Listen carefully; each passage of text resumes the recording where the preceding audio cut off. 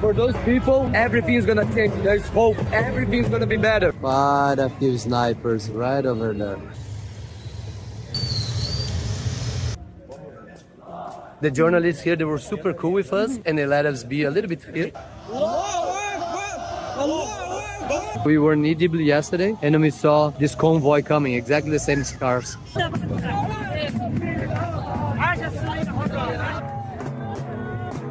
Imagine all of these, all people getting crazy, almost no alcohol at all here. There's the black flag with white writings and the white flag with the black writings. Now imagine a country that has been for 50 years under a brutal dictatorship, then goes through almost 14 years of a brutal civil war, and then suddenly they get their freedom, their independence. Finally, like an actual freedom independence, not under dictatorship. And that's what you have here. It was 1 year ago that the rebels brought down the government of Bashar al-Assad, and now they are commemorating the 1 year of liberation. Today, there is a big screen there. We are in Aleppo, the second largest city here in Syria. We are traveling around and got the privilege to be in this important moment here. At the same time, the big screen over there, they are showing the commemorations in Damascus, the capital. As a Brazilian, this looks like a World Cup final. That means Aleppo just won the World Cup. But there is a difference, right? I won the World Cup, I go back home and my life is essentially the same. Nothing really is gonna change. For those people, everything is gonna change. There's hope. Everything's gonna be better. For example, now they can use social media and make fun of their leaders. They can make memes. They can make memes, making fun. The same way you and I, we do usually. Before, they couldn't do that. They didn't have the freedom to do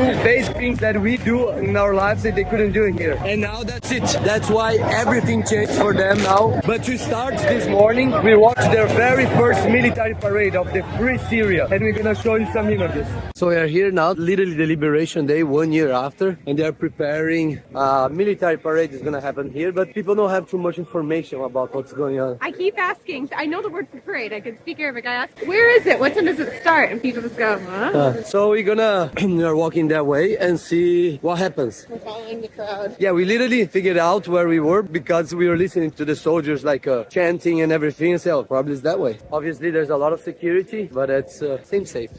Okay, it's a massive military parade. Go all the way there. You see like all their uniforms. They're beret.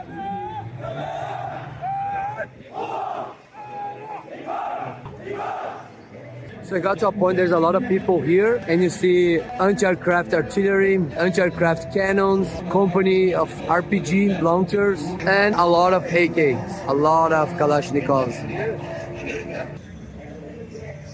If you look at the top of the buildings, there are quite a few snipers over there. Same thing here, quite a few snipers right over there.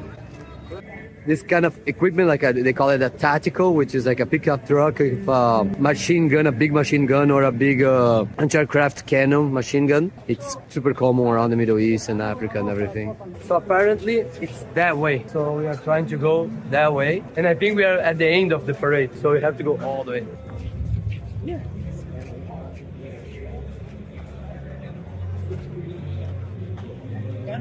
Sem segurança.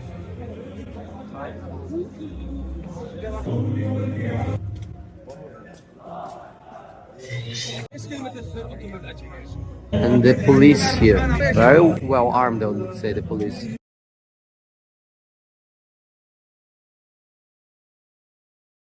Galera, se vocês veem um pessoal de barba mais longa e principalmente se eles não têm bigode, esses são os mais extremistas.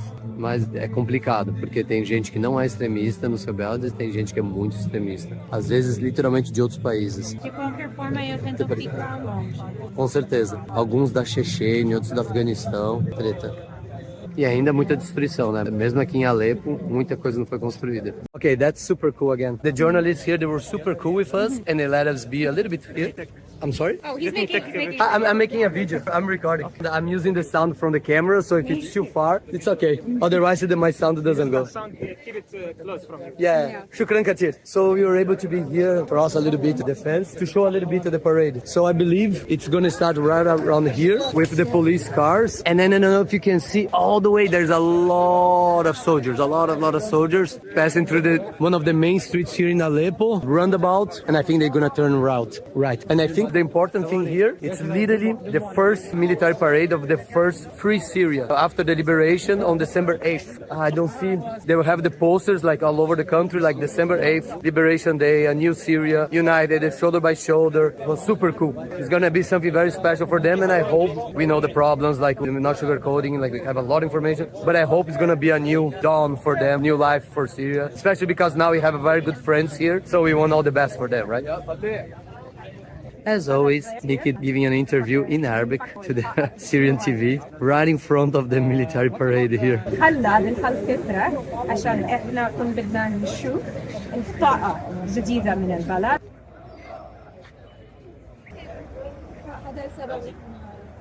A lot of SUVs, right? Okay, now they're starting the military parade. We're gonna be here so you can see everyone pass. So here's not gonna be the parade itself. That's what I figured out. They're just gonna pass by, not like marching maybe. I don't know. We'll see.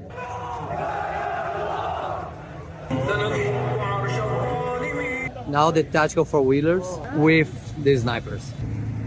Here we have the elite grenade launchers. A lot of snipers.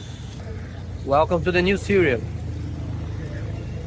Okay, that's a tactical, actually it's a tactical motorcycle. They have a machine gun attached to the motorcycle. That's crazy, never seen that before.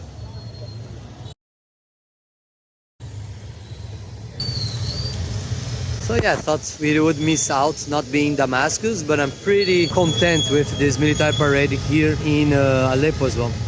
For the Americans, that's an American TOW anti-tank missile.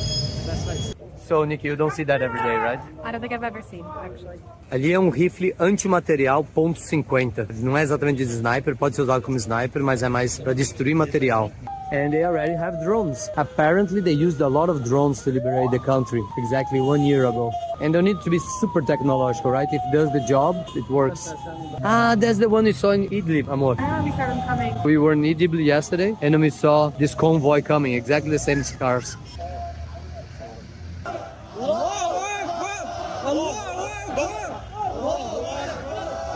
Yeah, don't worry, I know exactly what it means. Obviously, it can be used as, it's supposed to be used as anti-aircraft, but they use against land targets as well. And interesting is we just happened to be here at this date because we were traveling different places and everything, and it worked out with our time to be here at this important moment. So very lucky. And they use a lot because they're super fast, right? Like you can, if you go on assault, you can go really, really fast. See like what the Russians are doing now, because especially with drones, if you have a slow target, like an armored vehicle, tank or everything, which is kind of slow, drones can catch you really easily. But with tacticals and motorcycles now, that the Russians are using a lot, and they are Ukrainians are trying to adapt, it's very fast. So it's a little bit of the new kind of war with drones is kind of giving you a little bit of an advantage. Obviously not much protection, but alrighty, the big guys now. So it's an armored personnel carrier. These ones I would say they are light armored, but definitely better than nothing. I like how people keep like more and more pushing the limits of the where you need to go. For a, let's say, new country just liberated 1 year ago, not bad the amount of equipment, defense equipment they have.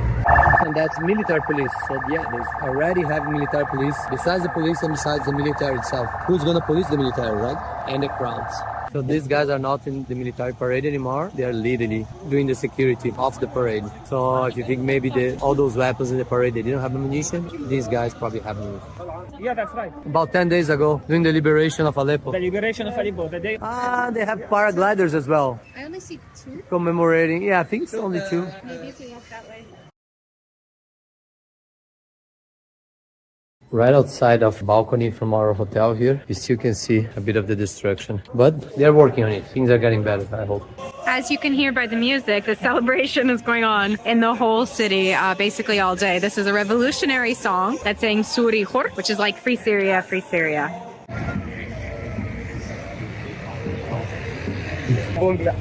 Brazil. Brazil. Yes, Neymar, yeah.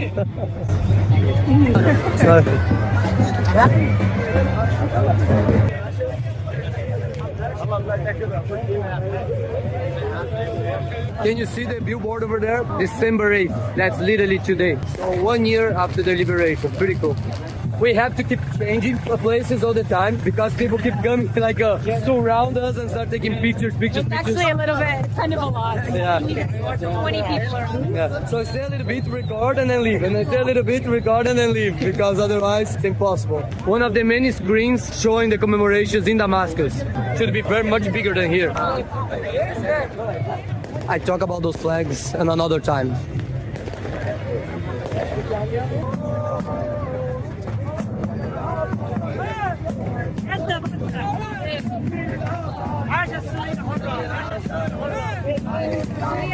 Syria libre.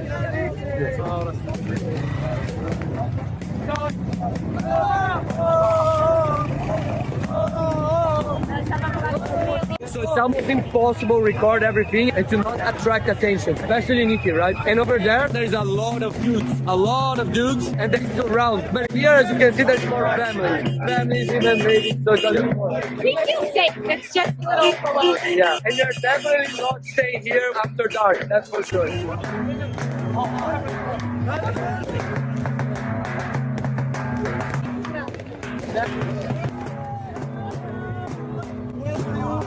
I'm from Brazil.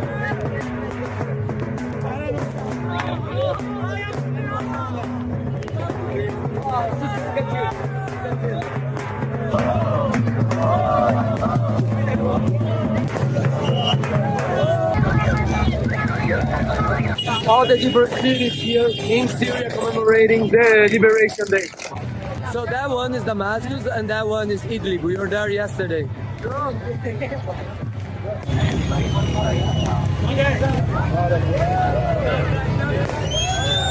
People are getting crazy. And that gives a good analogy to the country, like going to Damascus, the capital for freedom, finally. But don't forget, if you come to Aleppo, visit the citadel. It's amazing, it's beautiful. One of the oldest in the world.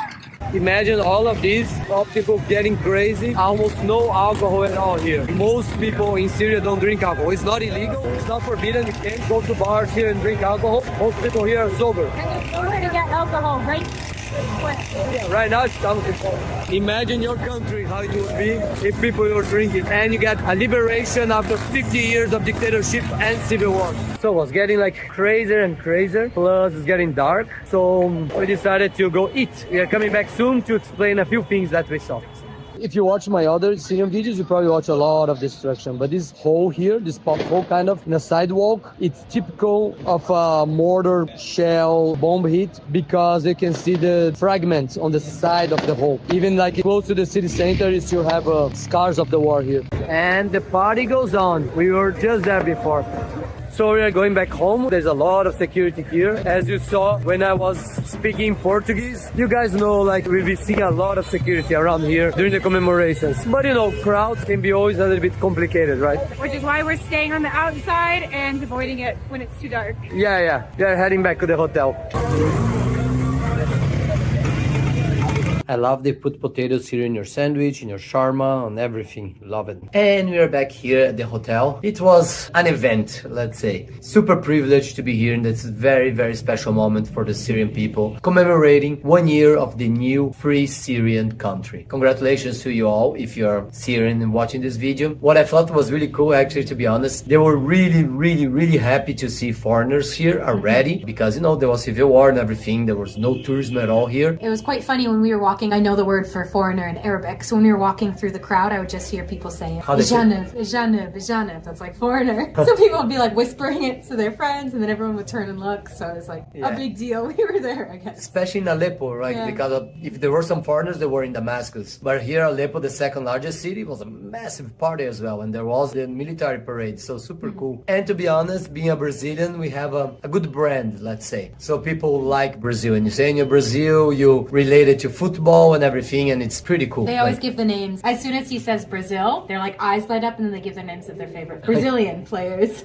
That's super cool. Talk a little bit about the flag, the white flag with the Shahada. I don't know if my pronunciation is correct. The Islamic declaration of faith. I'm not a specialist in Islamic flags. You can correct me in the comments area. There's no problem at all. But what I understand, essentially the flag says there is no God but Allah. Muhammad is the prophet, essentially. There's the black flag with white writings and the white flag with the black writings. By the way, the same thing is written in the Saudi Arabia flag. And probably your country buys oil from Saudi Arabia. Just before you already started getting a little bit aggressive about the thing, think about that first. So what I understood is the black flag is a little bit more aggressive, more jihadist. They believe that through forced military struggle they can achieve the Islamic caliphate. And the white flag is a little bit more about religion, purity, talk about the values of Islam, and it's not so aggressive. The thing is some fundamentalist groups and some terrorist groups have used both flags as propaganda in their march for terrorism. So that's why some people associate too much with aggressiveness, terrorist groups and so on, but doesn't mean that everyone is using the flags or saying the Islamic declaration of faith, like the Saudi flag means they want to hurt people or anything. Doesn't mean that. That said, when we see the white flag, I mean, in Afghanistan, if you saw our Afghanistan videos, that is literally the Taliban flag today. It's everywhere. But here, when we saw it on the square, just go a little farther, just in case. It became the flag of the Afghanistan. They still use the old flag for international things and so on, but inside the country, you just see the white flag. So that's why it's also for us, look at the flag here and look at the flag in Afghanistan, brings a little bit the connection, but yeah. Again, we are not specialists. Please leave your comment in the comment areas, what you think about it, what's your perception. If you are Islamic scholar, I would love to hear your thoughts. And don't forget to check our other videos about Syria. It's gonna have a lot about Aleppo, our visit to Idlib, Latakia, and Damascus. And also, if we were talking about Afghanistan, all our videos about Afghanistan was amazing. We traveled to a lot of provinces of Afghanistan, independently, a lot of them. So it's pretty cool. There's a lot of geopolitics there as well. And that's it. In general, I hope you enjoyed this amazing opportunity. First anniversary of the liberation of Syria. If you have any questions, if you have any comments, if I said anything wrong, and I probably did, please leave your corrections, your comments in the comments area, and I always respond. Also, as you could see, it's still a small channel. So if you haven't done yet, please like and subscribe, because every like and every subscribe really helps the channel grow. Till the next time.